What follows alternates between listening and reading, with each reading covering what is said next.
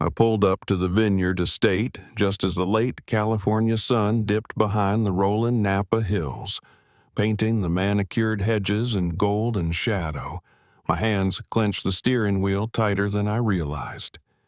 The navy jumpsuit I had ironed twice this morning now felt like the wrong choice, too simple, too quiet, too me. But wrapped around my neck was the one thing that reminded me why I'd come. A lace scarf. My mother's scarf. It wasn't elegant, not anymore, not in this setting. But it grounded me in memory in the person I used to be before the world taught me to apologize for it. As I stepped out of the car, the valet hesitated. Clipboard in hand, eyes squinting, he scanned the list. "Name?" he asked, cautious. "Rowena Gray," I replied. He looked again, slower this time. "You're not on the guest list, ma'am." "Of course I'm not," I said softly. "I was invited by my father. That should be enough." He looked uncertain, but after a moment's pause he stepped aside and gestured for me to continue. I walked alone up the gravel path. No warm arms to greet me, no camera clicks of arrival, only the sharp clink of silverware and a low jazz tune drifting from the garden. The estate stretched open like something from a bridal magazine, white linens, glowing bulbs strung above like tiny moons, and laughter so light it floated. But none of it was for me. Vienna stood at the center of it all. My sister. Radiant, gleaming. Everything tailored to perfection. Even her smile rehearsed, symmetrical and deadly. Our eyes met, and she looked straight through me, like I was a trick of the light she refused to acknowledge. My father stood near the buffet, sipping a scotch, eyes drifting anywhere but toward me. My mother spotted me and stiffened, her jaw tightening just enough to make her disapproval clear. She didn't wave. She mouthed 3 words instead. "Why are you here?" I didn't answer. My fingers brushed the scarf again. That lace, fragile and fraying, held me upright in a space designed to make me shrink. "Is that the spinster?" I heard someone ask. Aunt Lorna, unmistakably. She said it loud enough to turn a few heads. "Wore that scarf at your dad's retirement party too, didn't she?" she added, followed by a titter of laughter from the woman beside her. "She's the one who turned down Paul, right? Scared him off with all that brain power. Some women forget what men want." My teeth pressed into the inside of my cheek. My chest burned, but I didn't flinch. I didn't move. I had spent too many years learning to survive in boardrooms where being called intimidating was the polite version of too much. I stopped counting how often I was asked to soften my voice, to smile more, to make the men feel comfortable. 3 years ago, I stood at another family gathering, hand in paws, feeling for a second like I belonged. I had just been named junior partner at my firm. Everyone clapped. They beamed. Until I overheard Paul say, "She's good for now, but not built for motherhood. Too logical." That night, I walked away from him, from the dream, from the illusion that love meant shrinking. A week later, Vienna texted me a single line. "You'll regret choosing your name on a building over your name on a wedding invite."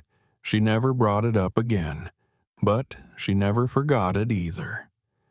Tonight I slipped into a seat at the farthest table, away from the chandeliers, away from the spotlight, as invisible as they hoped I'd be. Nearby, a few of the groom's cousins whispered something that sparked another round of laughter. "She intimidates men," one said. "Too much success, not enough softness," another chimed in. "Maybe we should move the kids," a teenage girl's voice now. "She looks bitter." I took a sip of water and let the condensation cool my fingertips. I had been called worse. Even the staff avoided me when I asked for a napkin. The waiter nodded, then never returned. I smiled anyway, practiced, measured, polished over years of erasure. And then the air shifted. The rhythm of the party slowed. Footsteps echoed behind me, slow, intentional. The crowd parted, subtly but certainly. A man in a steel gray suit approached, silver hair, posture straight, presence undeniable. He paused for just a second, eyes scanning the garden, and then he walked straight toward me. No hesitation, no detour. I froze. He stopped beside me, bowed his head an actual bow, and said, "Miss Rowena." His voice was calm, clear. "It's an honor." He pulled out the empty chair next to mine and sat. Conversation stumbled. Cutlery paused midair. Even the jazz faded, as if unsure whether to keep playing. Vienna's smile faltered. My father glanced up, blinked, and looked away. "I hope this isn't too forward," the man said, leaning in just slightly. "But I couldn't watch you sit here alone." I swallowed. "I'm used to it," I replied. He chuckled, not mockingly but gently. "Then shame on them. It says more about the people around you than it does about you." I turned and looked at him fully now. Clean-shaven, with a silver pin at his lapel. Quiet, wealth. Power wrapped in stillness. He felt deliberate, unshakable, familiar. "Do I know you?" I asked. "Not formally," he said, "but I've known of you for quite some time." Dinner was being moved indoors. Waiters called guests to take their seats. Still, we remained. A few eyes lingered on us as they passed. My father did a double take. My mother's fingers danced furiously across her phone screen, probably texting Vienna. As we entered the dining hall, warm with amber lights, Mr. Lasker stayed beside me. That was his name, I would learn, Mr. James Lasker, a billionaire investor, the groom's uncle, and, apparently, someone who had been searching for me. "You don't remember," he said once we sat, "but 2 years ago, your firm under a shell name rescued a failing nonprofit. The Atlas Project. It was days from collapse." My breath caught. "I kept that anonymous," I said, startled. "Yes," he nodded, "and that's what impressed me. You didn't want applause, just impact. I've spent 2 years tracing the blueprint, and it led to you." I stared. "You could have sent an email." "I did," he said. "It bounced back. No return address. So I waited for a moment to say thank you, properly." I didn't speak, couldn't. Vienna began her toast then, voice cracking on the first word. "To love, to family, to new beginnings." But Mr. Lasker wasn't toasting to her. He raised his glass toward me and whispered, "To the quiet ones, who build things that last." I didn't raise mine, but I didn't look away either. That silence, it belonged to me now. And from that moment the night had already started to shift, not for them, for me. For the first time in years, I realized I didn't need a spotlight. I had become the gravity. They just hadn't noticed it yet. But they would. I didn't sleep that night. Not really. I lay in bed, watching shadows stretch across the ceiling as the city outside shifted from deep night to gray morning. The envelope from Mr. Lasker sat untouched on my nightstand, its black seal gleaming faintly in the half-light. I hadn't opened it yet. I wasn't afraid of what was inside. It was the fact that something might finally be for me. Just for me. No catch, no conditional love, no "we're proud of you," but I kept turning his words over in my mind like a stone in my palm. I've seen what silence costs. He hadn't said it to flatter me. That was the difference. His recognition didn't feel like a spotlight. It felt like a doorway, opened quietly and waiting. At 6:43 a.m., I rose, made tea I didn't drink, and finally broke the seal. Inside the envelope was a single page, thick stock, handwritten ink, no letterhead. It read, "Miss Gray, in my line of work, I meet too many people who mistake volume for value. You, however, have built your reputation on steadiness, on depth, on doing the work while everyone else performed. That is why I'd like you to join a project I've been building in silence, one I believe only someone like you can lead. The details are enclosed. If you agree, meet me at the North Lakeside Office Tower, 48th floor, 9 sharp." Beneath the note was a second, heavier folder.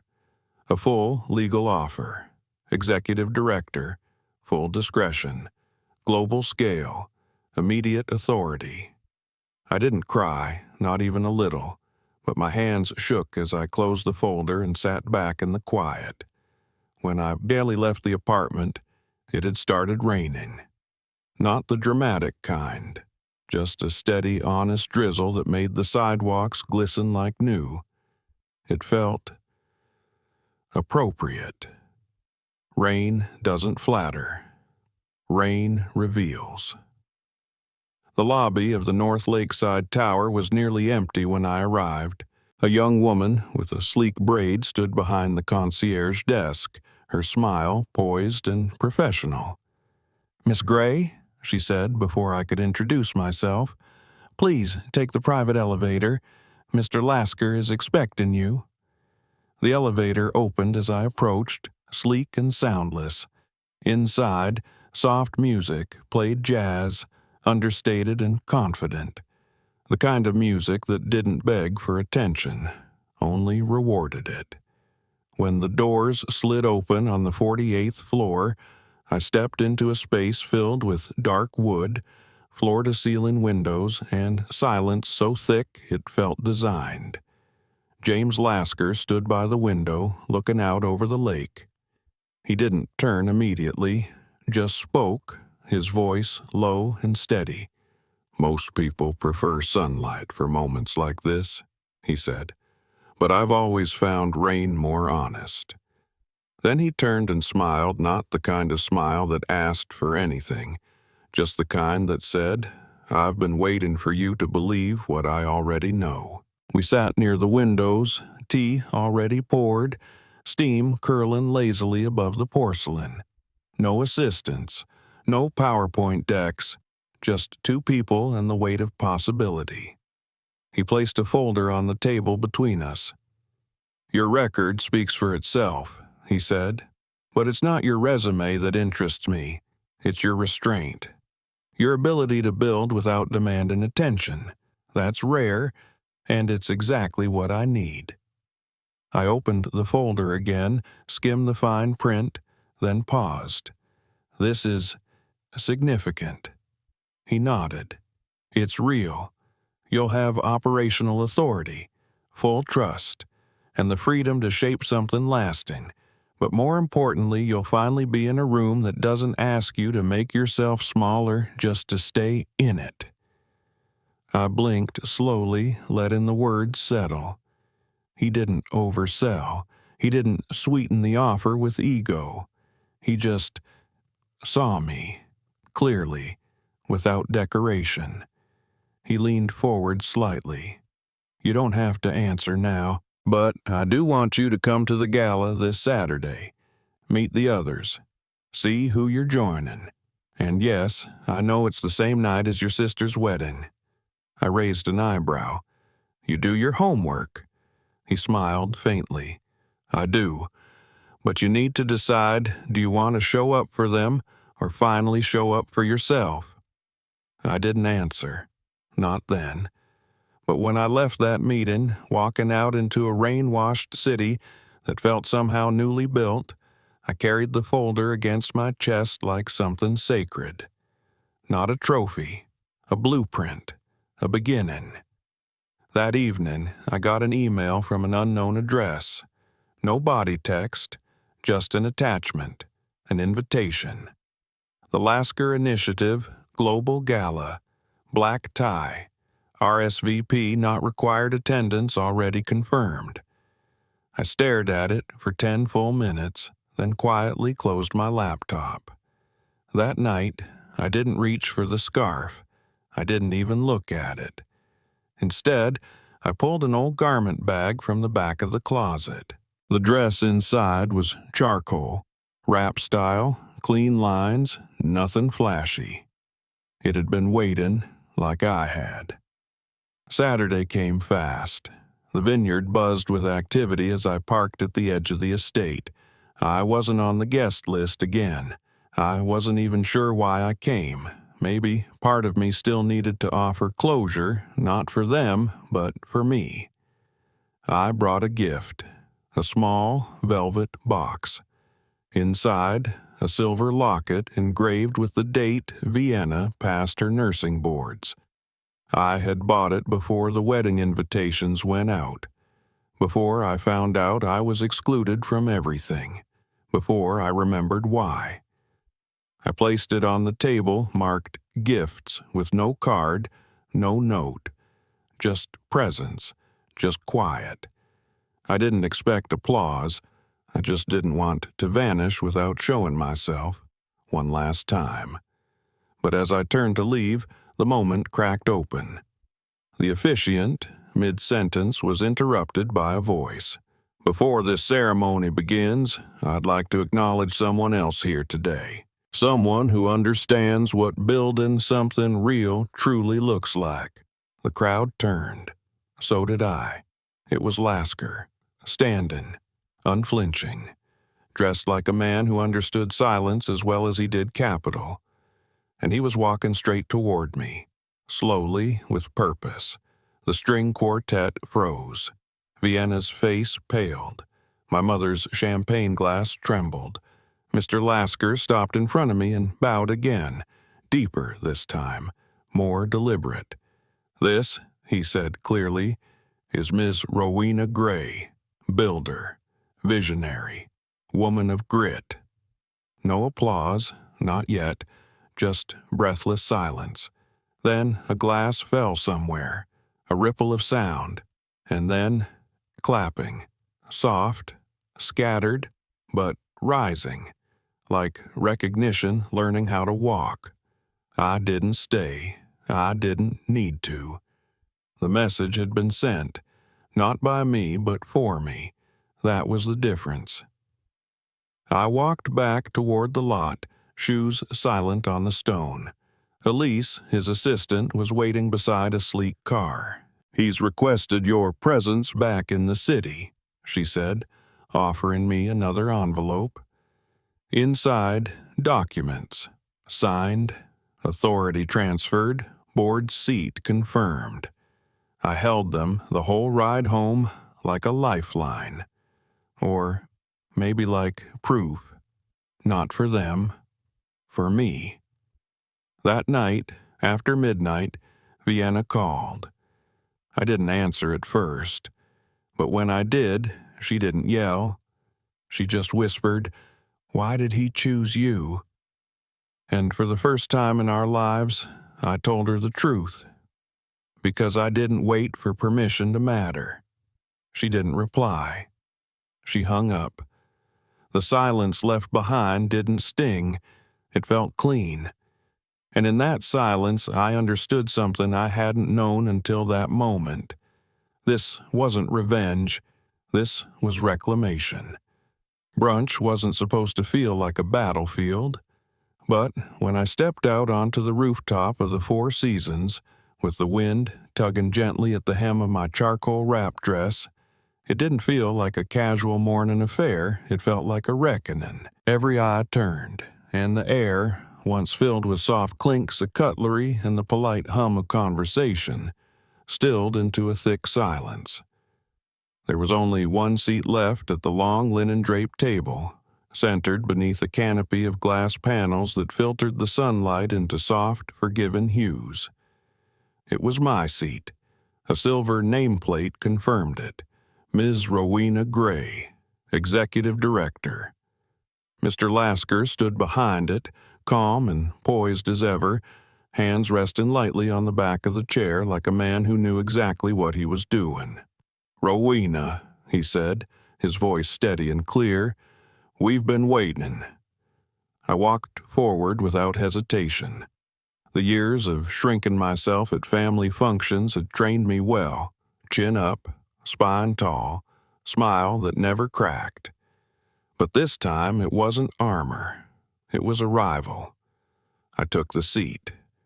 Not to prove anything, but because it was already mine.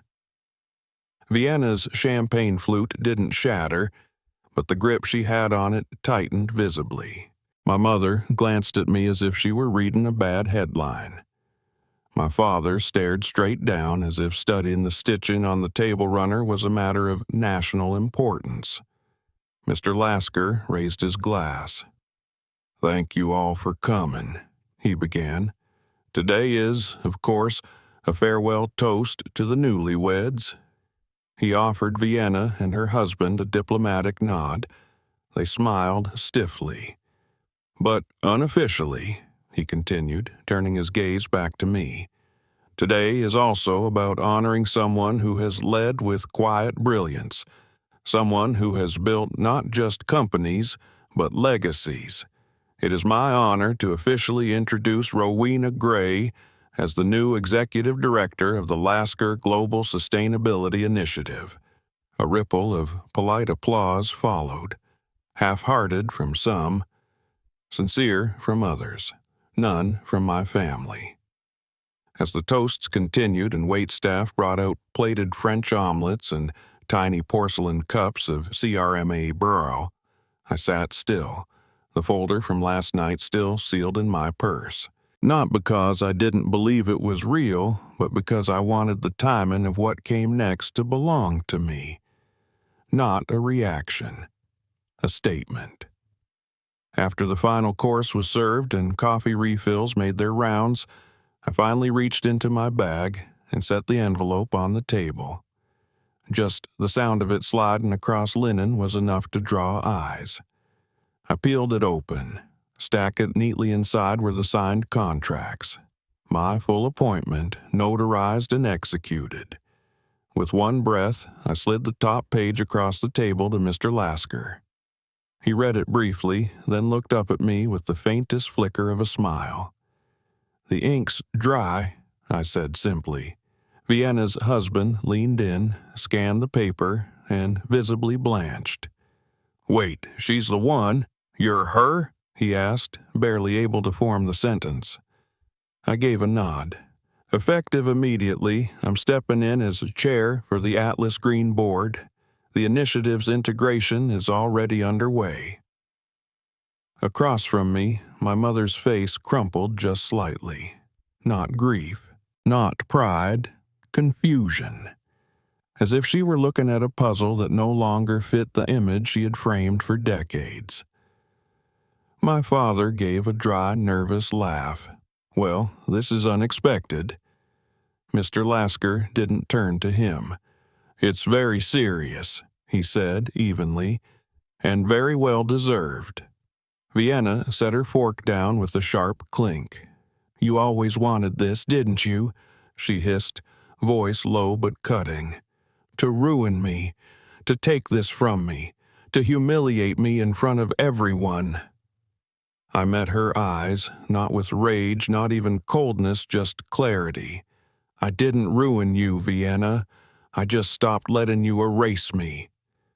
It wasn't a mic drop. It wasn't a punchline. It was the kind of line that lived in silence, not applause. But the effect was louder than any scream. Even Bryson, my brother, usually neutral to the point of invisibility, leaned in and murmured, "You just made enemies for life." I smiled faintly, not because I enjoyed it, but because for once I didn't mind. I placed the empty envelope back in my purse and rose slowly. "Thank you for brunch," I said, looking toward Mr. Lasker, "and for the opportunity." He stood as well and took my hand in a firm, steady shake. "Thank you for your vision and your restraint. I've never seen someone walk through fire so silently." Then I turned, heels clicking softly on the tile, and walked away. No final glance at Vienna. No need to see my mother's face. Let them live in their unfinished stories. I had just started mine. As I exited the rooftop, I caught the faint sound of someone clapping. Just once. Not mocking, not sarcastic. I turned slightly. A woman in her 60s, silver hair in a loose bun, a velvet shawl draped across her shoulders, met my eyes. She nodded gently. It wasn't pity. It was recognition. I nodded back. Not a thank you, not a farewell, just yes, I see you too. The elevator was empty. My reflection in the brushed steel doors didn't look like someone who had just stolen anything. It looked like someone who had simply taken her place. The city below buzzed with its usual rhythm. Cars honking, feet hurrying. But in my ears, all I heard was stillness, a kind of earned peace. I stepped into the street and the sun hit me just as the clouds began to shift. It wasn't symbolic, it was just weather. But still it felt right. I walked toward the car Mr. Lasker had sent. Inside, Elise waited with a knowing smile. "Next steps?" she asked. I nodded. "Let's begin." The next morning, I stepped into the Lasker Tower with my new ID badge resting against my chest. The gold-embossed letters catching light as if they carried their own spotlight. Rowena Gray, Executive Director. The security guard nodded in recognition. Not like I was a guest, not like I was a fluke or a fluke hire, but like I belonged. Elise was already waiting by the elevator, holding her tablet and 2 cups of coffee. "Black, no sugar, right?" she asked, not needing a reply. I nodded. The elevator doors closed behind us, sealing us in silence. It wasn't awkward. It was a pause before a new tempo. "Today's brief is light," she said, flipping through her screen. "But your afternoon is heavy. 3 division leads are flying in from the West Coast, and the London office just scheduled a call with you for 6 p.m. their time. That's noon here." I didn't flinch. Add them in. No buffer needed. Elise glanced at me, something unreadable in her eyes. "You're not nervous?" I shook my head. Nerves are for people with something to lose. I've spent too long with nothing. The elevator chimed. Floor 48. I stepped into the suite that now bore my name on every entry memo, past the sculpture I'd once seen only from grainy press photos. The air smelled like cedar and glass, new, ambitious, a little dangerous. By noon, I was seated in the Innovation Boardroom, the one with the panoramic view of Lake Michigan behind me and a table made of polished walnut in front. Across from me sat the 3 division leads, Michael from San Francisco, Genevieve from Seattle, and Dr. Carter from Vancouver. All senior, all seasoned, all slightly skeptical. They'd known Mr. Lasker for years. They'd worked with his wife.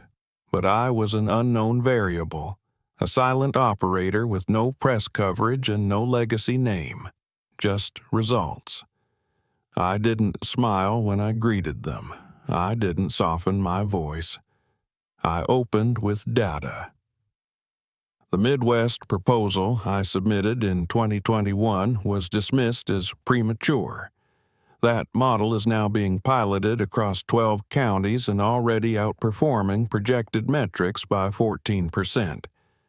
I'd like to triple that deployment and incorporate adaptive agriculture hubs in each region. You're here to tell me why we shouldn't."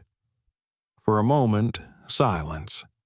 Then, one by one, they opened their portfolios, not to argue, to engage. And when Genevieve finally leaned back and said, "I didn't think you'd be this prepared," I just said, "That's the point. They never do." At 12:04 p.m., and the London office patched in.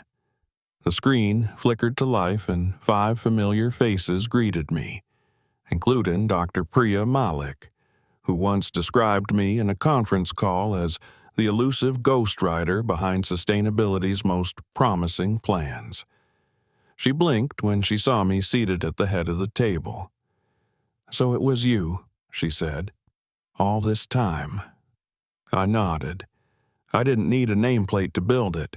I just need one now to protect it. The meeting turned strategic fast figures, forecasts, friction points. But what I noticed most was how quickly the tone shifted from curiosity to consensus. No one asked if I was capable. They asked what I needed next. By 3 p.m., the meetings had ended, and I was alone in my new office, floor-to-ceiling windows, dark wood, a single orchid on the windowsill. I stood for a long time, looking out over the city. The skyline stretched like a ribbon of earned freedom.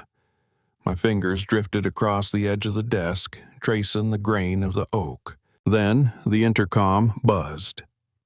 "Rowena," Elise said, her voice lower than usual, "you have a visitor. She doesn't have an appointment, but she said she's your mother." I didn't move. For a full 5 seconds, I said nothing. "Send her up," I finally replied, not because I wanted to, but because I wasn't afraid anymore. She entered the room like she had rehearsed it in her mind, composed, elegant, face set in that expression she wore at weddings and funerals, present but guarded. She didn't hug me. She didn't sit. She looked at the orchid. "I remember when you used to pick flowers and press them in books," she said. I didn't respond. She turned toward me, eyes scanning the office like it was evidence in a trial. "You've done well," she said, and the words didn't land like praise. They landed like an accusation. "You were never interested in being part of the family," she added. "You always needed to win alone." I exhaled slowly. I didn't need to win. I just needed you to stop pretending I couldn't. She shifted, faltered just slightly.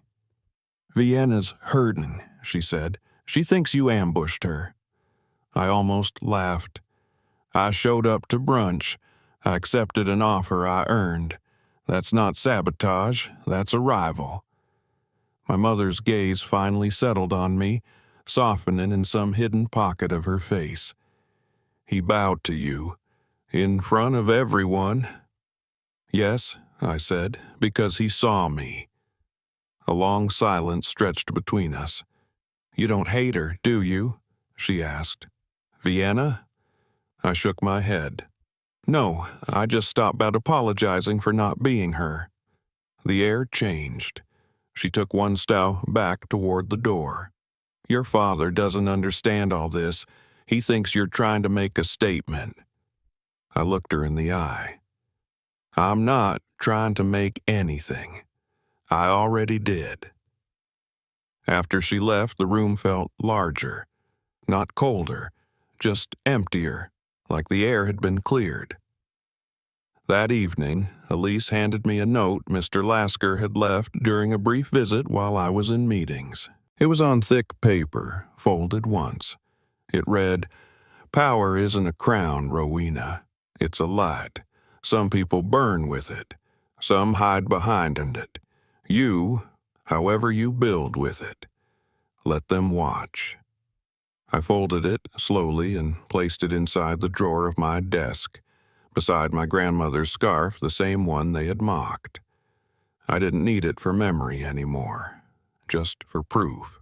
Not that I had arrived, but that I had endured. Later that night, as the city dimmed and the office emptied, I stood by the window again, watching the lights blink across the lake. Somewhere out there, Vienna was probably crafting a new version of the story, one where I had stolen her spotlight, hijacked her moment. But I didn't need to defend myself, because the truth didn't need a megaphone. It had already been written into every deal I signed, every team I led, every room I refused to leave just because no one saved me a seat. And now there was no doubt this time the seat had my name on it.